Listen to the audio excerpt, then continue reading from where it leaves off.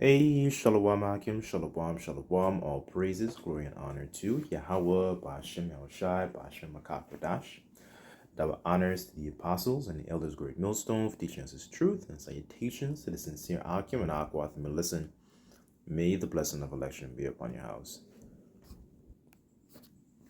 My name is Brother Roquai. I'm back in here with another quick, Lord's will as always, an edifying lesson. And for today's lesson, I kind of just wanted to read through this other article that I found. And Lord's will is always to be edifying. And it says the Epstein abuse survivors urge lawmakers to back bill that would release all the files. So now you have the people who suffered from, this guy, Jeffrey Epstein, and the people who you were surrounding with. So essentially to be able to release all the files. And there's a lot of pressure, for the president, on the president I should say, to perform some type of action to release the information. But there's always been a lot of hesitation. There's a lot of smoke screen going on in the air. There's a lot of what do you call that, essentially a moving away of what's actually happening. So when a lot of this information comes out, there is a diversion of news. So you don't see a shift being placed on them when the kettle gets too hot. You start to see more of a switch in the news to take to take the pressure off them, right? So I'm saying this to also say that a lot of the times when these situations happen, you normally would see in the news there is a shift, and then they would essentially they would do is shift the attention towards Jake. They would shift the attention towards you so-called Negroes, Latinos, Native Americans, right? To kind of put the pressure on you and make it more to seem like you're more of a problem, you're more of a threat, you're more of the issues of what's going on in society, right? So I wanted to read this here, and Lord's will is always this would be edifying, right?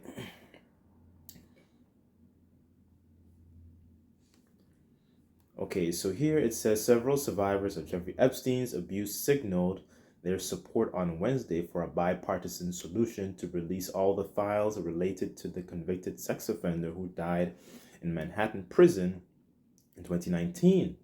It says, speaking outside the U.S. Capitol, Anuska de Georgiou, a survivor of both Epstein and the co-conspirator Ghislaine Maxwell, said that every day of this journey towards healing has become a profound cost to my mental health.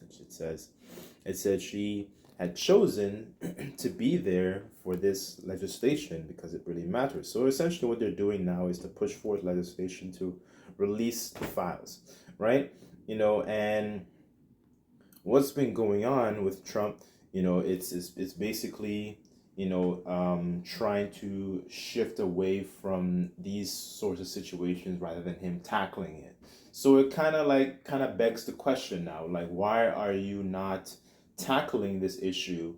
You're fresh into the new administration. This is your first year as a returning president. Why aren't you being tackled? Why aren't you tackling, I should say, this sort of situation? Right? So what does that lead to? What do people can kind of get the feeling from a situation when you see a president trying to shy away from something that they should be tackling, right? It can beg the question to people, okay, maybe you're also on that list.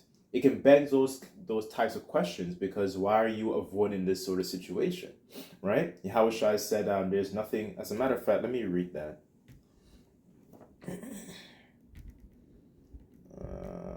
Let's.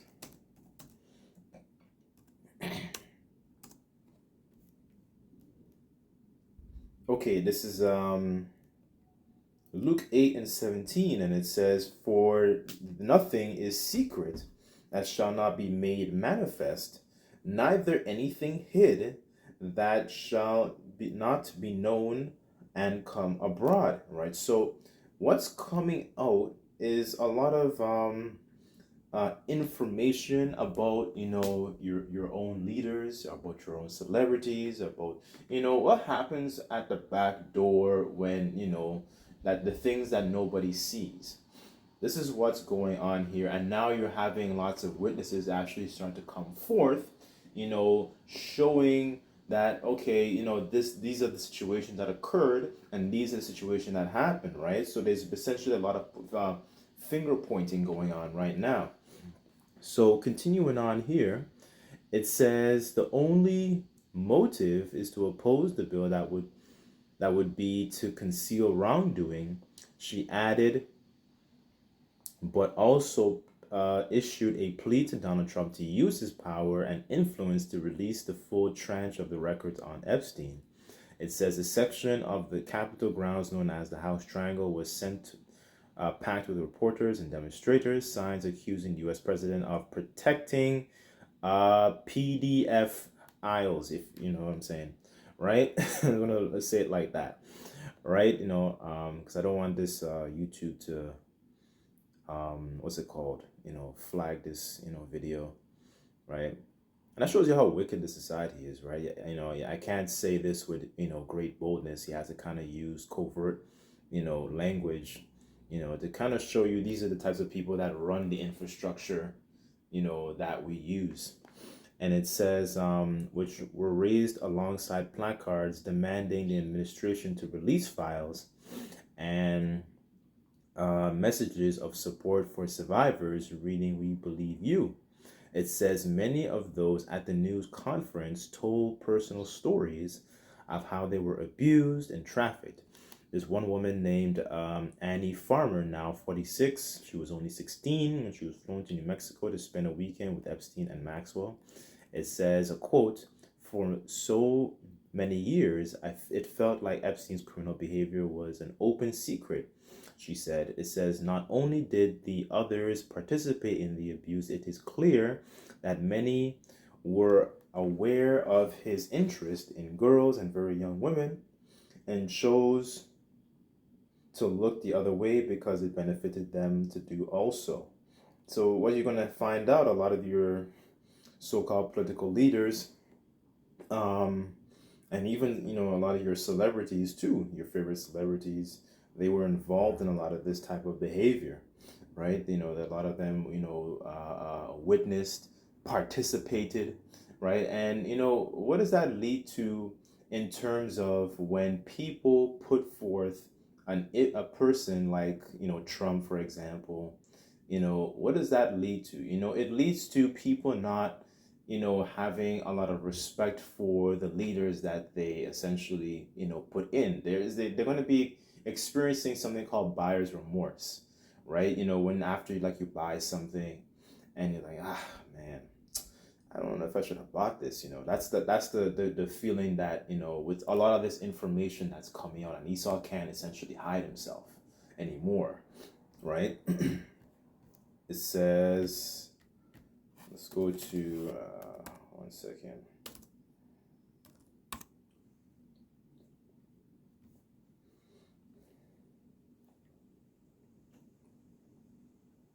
Okay, this is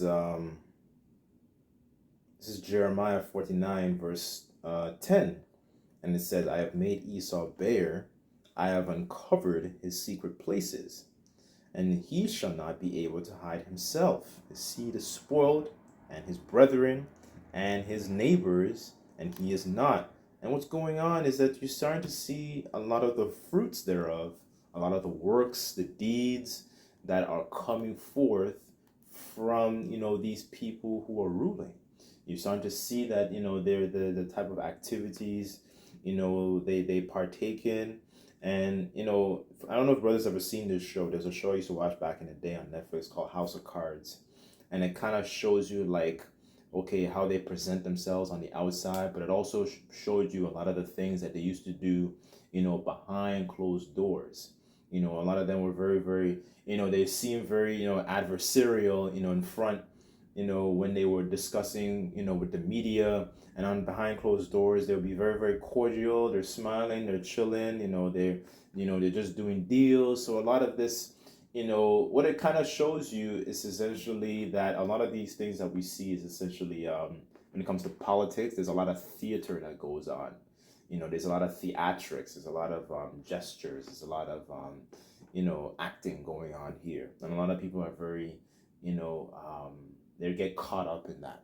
They don't see what actually happens behind closed doors. And especially as somebody, going back to the point of like buyer's remorse, if somebody, who is really a staunch, for example, a staunch Republican, a person like that, doesn't want to feel like, man, their vote was wasted, because I have to wait another 4 years to, get the other guy, right? But they don't seem to be there. They don't seem to know that they're being constantly bamboozled by the same system. It's just the same system being recycled, right?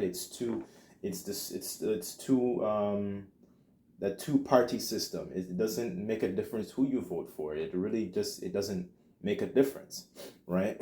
They're all in cahoots with the same system, right? Let's see here. It doesn't really make a difference, who you vote for.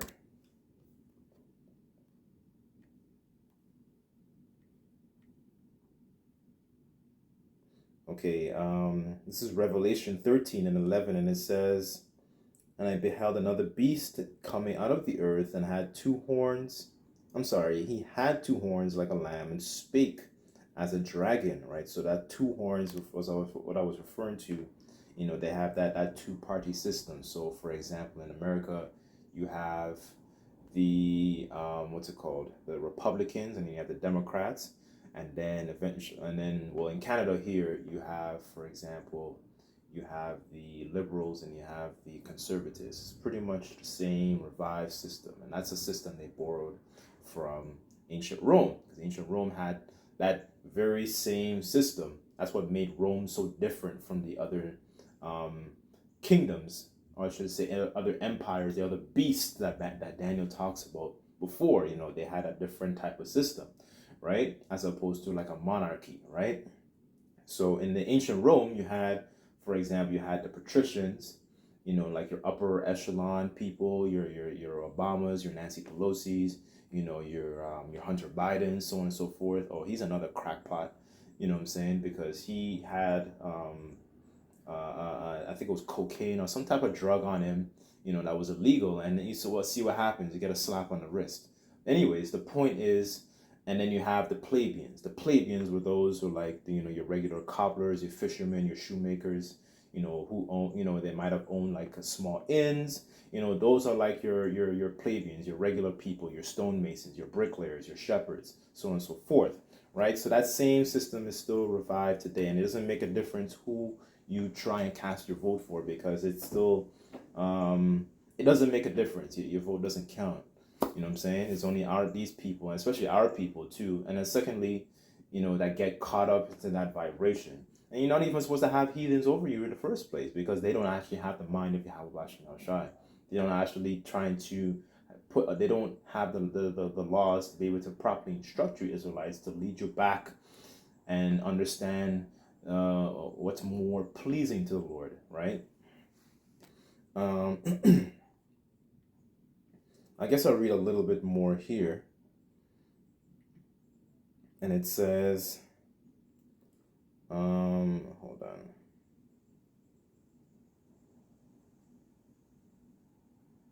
Okay, so it says, at the same press conference, the bill's co-author, Republican representative Thomas Massey, said that he close to reaching 218 signatures needed to bypass the U.S. House leadership to bring his bipartisan legislation calling for the release of the Epstein files to a floor vote.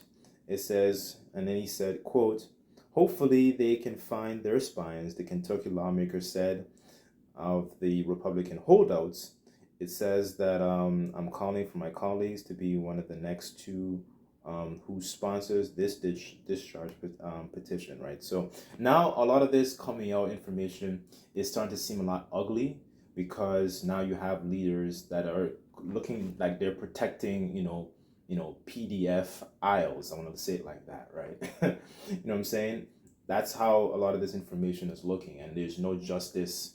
The law is very slack in this empire, and the proper judgment doesn't go forth, right? That's why Yahweh Bashim Shai is going to have to, to intervene for us to be able to issue forth, proper judgment, because the laws, as you see here, Esau can essentially create laws, unrighteous decrees, and then he can make amendments to loophole the first degree that he actually issued forth, right? So, given, okay, so, it's very, there's always loopholes, there's always amendments, there's always, certain changes, so the proper, and because of those things, you see the proper the proper judgment never goes forth, right? So,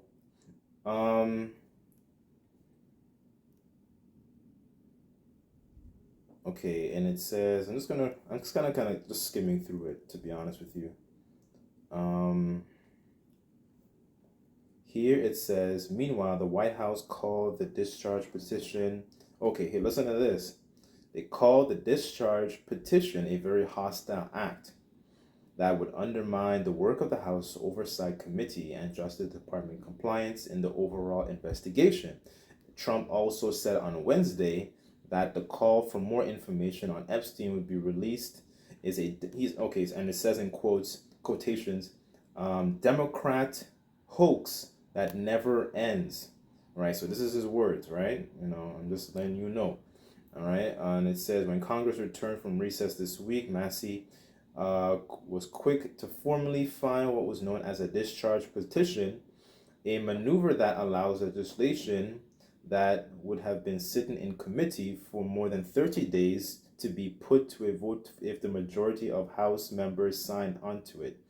The bill would then enter a 7-day waiting period before it ends to the House floor, right? So you start to see that, and you know what, most likely a lot, he could probably be on it, most likely. Why are you so, what's the word I'm looking for?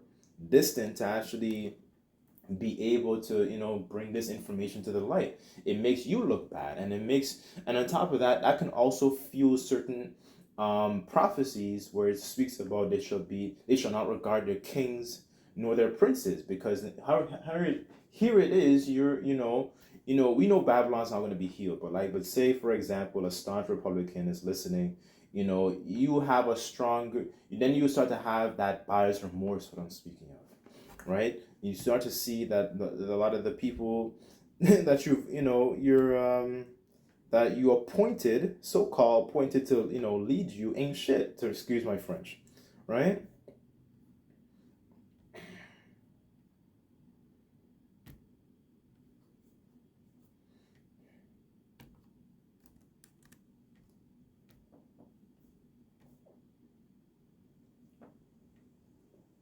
This is 2 Ezra 15 and 16. It says, and there shall be sedition among men and invading one another. They shall not regard their kings, and their course of their actions shall stand in their power. Right? So what you're seeing here is a lot of people are going to start disregarding the people that they put forth. And that's been happening a lot. Even more and more ever since that whole situation back in 2020, if you know what I'm talking about. Ever since that snake bite that they put forth and they forced a lot of you people to take, right? Another example was the so-called monarchy, the places that they went to, whether it was in the Caribbean, I think they went to some place in Jamaica. Some of them, what's this guy's name? The half-dead guy, the half-dead looking guy. I forgot his name. Camilla, and I think it's King Charles. When they go to certain places, essentially what you have is people, talking smack like, yo, you're royalty, and you have a lot of these people, throwing eggs at you, calling you names, ridiculing you. You start to see that a lot more and more as the years pass on, until something, you have a spirit creative of vengeance, and something happens. right? So the point is that these things are happening a lot more and more. They're just, they're kind of just, we have a saying in the islands, one cocoa fills the basket, right? So the more you start to see, these situations compound, the more people are just going to lose it, right? And it's going to lead to a lot more civil war, right? Where people they don't regard what the government is actually telling them. So, um, that being said, I sincerely pray and hope that this lesson was edifying. As a matter of fact, I'll end off with this last one, right? Because,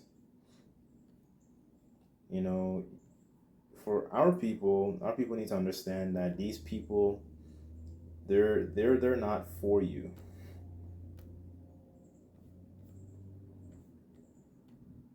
They don't have the mind of Yahweh Bashim Yahushai, right?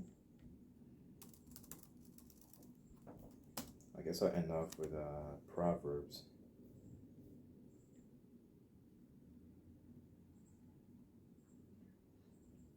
This is Proverbs chapter 1, verse 20, and it says, Wisdom crieth without, she uttereth her voice in the streets. She crieth in the chief place of concourse, in the openings of the gates, in the city. She uttereth her words, saying, How long, ye simple ones, will ye love simplicity? Right? A lot of our people are very simple. And where you're going to get real, true wisdom and discourse and being able and direction is through the Lord's prophets, right?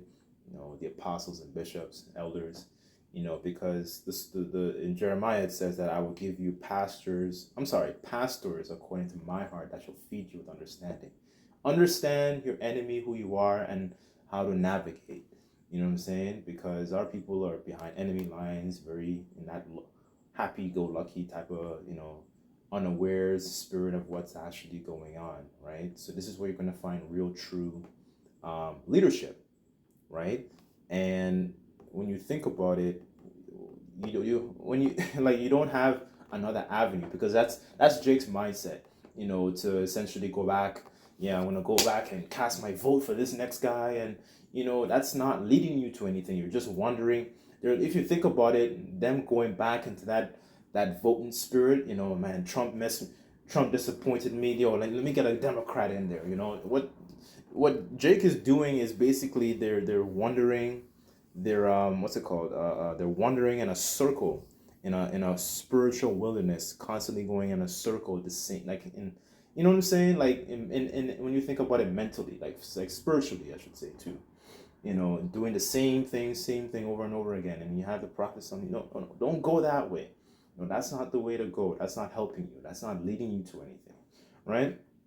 Let me just finish this up, and it says, How long, ye simple ones, will ye love simplicity? And scorners delight in their scorning, and fools hate knowledge, right? And a lot of people don't like, being reproved, and they don't like them to actually come back and acknowledge their offense, right? So it's for them, it's like easier to let me go to the voting booth or whatever, right? They don't have to look at themselves, right? They don't want to be having to be told by, regular men. I don't want to say regular, but regular, physical appearance wise, what to be told and so on and so forth, right? Because as the scriptures say, the poor man's wisdom is despised, right? So, anyways, I just thought I would bring that up, in terms of, 'cause you only can go, there's only one way to go, right? And this voting situation and going back and to the next person, the next year or whenever, it's not leading you to anything. It's not leading you towards life. Kings, when you go back into the Torah, supposed to have a king that's supposed to actually have, lead you, essentially, to like having you. They're supposed to be essentially in congruence, if that makes sense. You're not supposed to have complete strangers, complete heathens over you. And Trump is not one of our people, right? Epstein, these people are not your people, right? These people have that pederasty spirit, which is going back into that, that ancient Roman, way of living, the way a lot of these, Edomites used to live. That same spirit is back here, right? So, anyways, I've rambled on quite a lot, but I sincerely pray and hope that this lesson is edifying, right? Giving all praises, glory, and honor to Yahweh Bashem Shai. Until next time, I say Shalom.